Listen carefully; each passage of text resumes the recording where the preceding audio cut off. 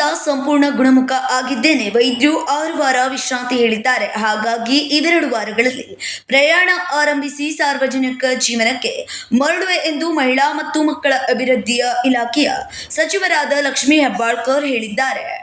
ಬೆಳಗಾವಿ ಗೃಹ ಕಚೇರಿಯಲ್ಲಿ ಶುಕ್ರವಾರ ಸುದ್ದಿಗಾರರೊಂದಿಗೆ ಮಾತನಾಡಿದ ಸಚಿವರು, ಕಳೆದ 1 ತಿಂಗಳು ತುಂಬಾ ಕಷ್ಟಕರವಾಗಿತ್ತು. ಕ್ಷೇತ್ರದ ಜನರು ತುಂಬಾ ಮಿಸ್ ಮಾಡ್ಕೊಳ್ತಿದ್ದೇನೆ. ಶೀಘ್ರವೇ ಜನಸೇವೆಗೆ ಮರಳುವೆ ಎಂದರು.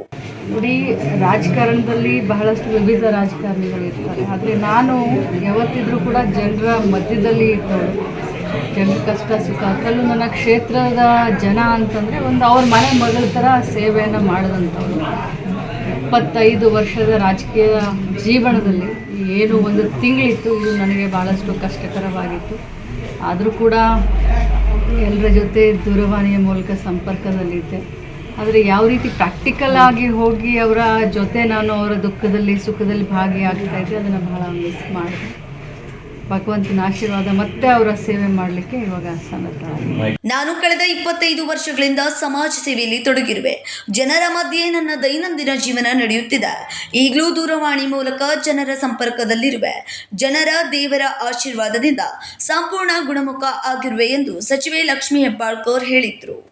6 ತಿಂಗಳ ಹಿಂದೆ ಮೈಕ್ರೋ ಫೈನಾನ್ಸ್ ಸಮಸ್ಯೆ ಬಗ್ಗೆ ತಿಳಿದಿತ್ತು. ನಾನು ತಕ್ಷಣವೇ ಜಿಲ್ಲಾಧಿಕಾರಿ, ನಗರ ಪೊಲೀಸ್ ಆಯುಕ್ತರ ಗಮನಕ್ಕೆ ತಂದಿದ್ದೆ. ಜೊತೆಗೆ ಮೈಕ್ರೋ ಫೈನಾನ್ಸ್ ಸಂಸ್ಥೆಯವರನ್ನು ಕರೆಸಿ ಮಹಿಳೆಯರಿಗೆ ತೊಂದರೆ ನೀಡಬಾರದೆಂದು ಬುದ್ಧಿ ಹೇಳಿದ್ದೆ. ಇದರ ಮಧ್ಯೆಯೂ ಕ್ಷೇತ್ರದ ಹೊರಗಿನ 5-6 ಮುಖಂಡರು ಫೈನಾನ್ಸ್ ಮಾಡಿಸುತ್ತಿದ್ರು.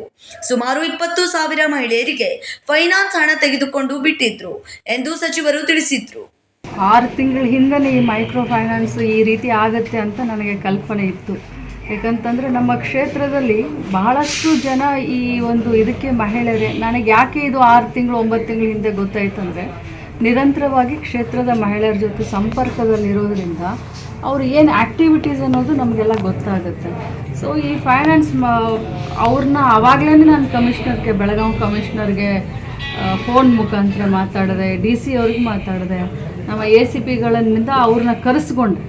ಯಾರು ಫೈನಾನ್ಸ್ದವ್ರು ಇದ್ದಾರೆ ಮನೆಗೇ ಸ್ವಂತ ನನ್ನ ಮನೆಗೆ ಕರೆಸಿ ಅವ್ರಿಗೆ ಇನ್ನೊಮ್ಮೆ ನನ್ನ ಕ್ಷೇತ್ರದಲ್ಲಿ ನೀವು ಕಾಲು ಹಾಕಿದ್ರೆ ನಿಮ್ಮನ್ನು ಬಿಡೋದಿಲ್ಲ, ಇದು ನೀವು ಮೋಸ ಮಾಡ್ತಾ ಇದ್ದೀರಾ ಜನರಿಗೆ ಅಂತ ಅವ್ರಿಗೆ ಬುದ್ಧಿವಾದ ಹೇಳಿ ಅವ್ರಿಗೆ ಕಳಿಸಿದ್ದೆ. ಮತ್ತು ಯಾರು 4-5 ಲೀಡ್ರ್ಗಳು, ಬೇರೆ ಕ್ಷೇತ್ರದ 4-5 ಲೀಡ್ರ್ಗಳು ನಮ್ಮ ಕ್ಷೇತ್ರದಲ್ಲಿ ಬಂದು ಇದನ್ನ ಫೈನಾನ್ಸ್ ಮಾಡಿಸ್ತಾಯಿದ್ರು, ಅವ್ರಿಗೂ ಕರೆದು ಬುದ್ಧಿ ಹೇಳಿದೆ ಸರಿಯಾಗಿ. ಅವತ್ತಿಂದ ಸ್ವಲ್ಪ ಕಡಿಮೆ ಆಯಿತು. ಆದರೂ ಅಲ್ಲಿವರೆಗೆ 20,000 ಮಹಿಳೆಯರು ಫೈನಾನ್ಸ್ದು ಲೋನ್ ತೊಗೊಂಡ್ಬಿಟ್ಟಿದ್ರು. ಆದರೆ ಈ ರೀತಿ ಆಗತ್ತೆ, ಇದೆಲ್ಲೋ ಮೋಸ ಆಗ್ತಾ ಇದೆ ಅಂತ ನಾನು ಅವತ್ತೇ ಊಹಿಸಿದ್ದೆ. ಹಿಂದಿನ ಮಾದರಿಯಂತೆ ಜಿಲ್ಲಾ ಉಪನಿರ್ದೇಶಕರ ಮೂಲಕವೇ ಗೃಹಲಕ್ಷ್ಮಿ ಯೋಜನೆಯ ಹಣ ಫಲಾನುಭವಿಗಳ ಖಾತೆಗೆ ಜಮಾ ಆಗಲಿದೆ ಎಂದು ಸಚಿವೆ ಲಕ್ಷ್ಮೀ ಹೆಬ್ಬಾಳ್ಕರ್ ಹೇಳಿದ್ರು. ತಾಲೂಕು ಪಂಚಾಯಿತಿ ಮೂಲಕ ಮಹಿಳಾ ಮತ್ತು ಮಕ್ಕಳ ಅಭಿವೃದ್ಧಿ ಇಲಾಖೆಗೆ ಹಣ ರವಾನಿಸುತ್ತಿದ್ದು, ಉಪನಿರ್ದೇಶಕರ ಮೂಲಕ ಹಣ ಹಾಕಲಾಗುತ್ತಿದೆ ಎಂದರು. ಈಗಾಗಲೇ ನಾನು ಮಾನ್ಯ ಮುಖ್ಯಮಂತ್ರಿಗಳ ಜೊತೆ ಚರ್ಚೆ ಮಾಡಿದ್ದೀನಿ. ಅದರ ಜೊತೆಯಲ್ಲಿ ನಮ್ಮ ಇಲಾಖೆಗೆ ಏನೇನು ಬೇಕಾಗಿದೆ ಅನ್ನುವಂಥ ಬೇಡಿಕೆಗಳನ್ನು ಕೂಡ ಮಾನ್ಯ ಮುಖ್ಯಮಂತ್ರಿಗಳ ಎದುರುಗಡೆ ಇಟ್ಟಿದ್ದೀನಿ. ಇಲಾಖೆ ಕೆಲಸ ಆಗಲಿ, ಕ್ಷೇತ್ರದ ಕೆಲಸ ಆಗಲಿ ನಿರಂತರವಾಗಿ ನಡೀತಾ ಇದೆ. ಆನ್ಲೈನ್ನಲ್ಲಿ, ಗೂಗಲ್ ಮೀಟ್ನಲ್ಲಿ, ವಿಡಿಯೋ ಕಾನ್ಫರೆನ್ಸ್ ಮೂಲಕ ಇಲಾಖೆ ಕೆಲಸ ಮಾಡಿದೆ 1 ತಿಂಗಳು. ಕ್ಷೇತ್ರದ ಕೆಲಸ ಮಾಡಲಿಕ್ಕೆ ಚಂದ್ರರಾಜ್ ಇದ್ದಾನೆ, ಮೃಣಾಲ್ ಇದ್ದಾರೆ, ನನ್ನ ಕ್ಷೇತ್ರದ ಎಲ್ಲ ನಾಯಕರಿದ್ದಾರೆ ಹೇಳಿದ್ದಾರೆ. ಬಟ್ ಜನರಿಗೆ ಇನ್ನೊಂದು 8 ದಿನದಿಂದ ಭೇಟಿ ಆಗಲಿಕ್ಕೆ ಶುರು ಮಾಡ್ತೀನಿ. 6 ವೀಕ್ಸು ಬೆಡ್ ರೆಸ್ಟ್ ಇರೋದರಿಂದ ಟ್ರಾವೆಲಿಂಗ್ ಕಷ್ಟ. ಇನ್ನೊಂದು 2 ವಾರ ಬಿಟ್ಟು ಬೆಂಗಳೂರು. ಸಚಿವೆ ಲಕ್ಷ್ಮೀ ಹೆಬ್ಬಾಳ್ಕರ್ ಅವರನ್ನು ಕ್ಷೇತ್ರದ ಜನರ ಎದುರು ಕೇಕ್ ಕತ್ತರಿಸುವ ಮೂಲಕ ತಮ್ಮ ಜನ್ಮದಿನಾಚರಣೆ ಆಚರಿಸಿಕೊಂಡರು. ಜನ್ಮದಿನದ ನಿಮಿತ್ತ ಗೃಹ ಕಚೇರಿಗೆ ಆಗಮಿಸಿದ ಕ್ಷೇತ್ರದ ಜನರನ್ನು ಸಚಿವರು ಭೇಟಿಯಾದರು. ನೂರಾರು ಸಂಖ್ಯೆಯಲ್ಲಿ ಆಗಮಿಸಿದ ಕಾರ್ಯಕರ್ತರು ಹಾಗೂ ಅಭಿಮಾನಿಗಳು ಸಚಿವರಿಗೆ ಹುಟ್ಟುಹಬ್ಬದ ಶುಭಾಶಯನ್ನ ಕೋರಿದ್ರು. Vinod Kolkar, KMM Kannada news, Belagavi.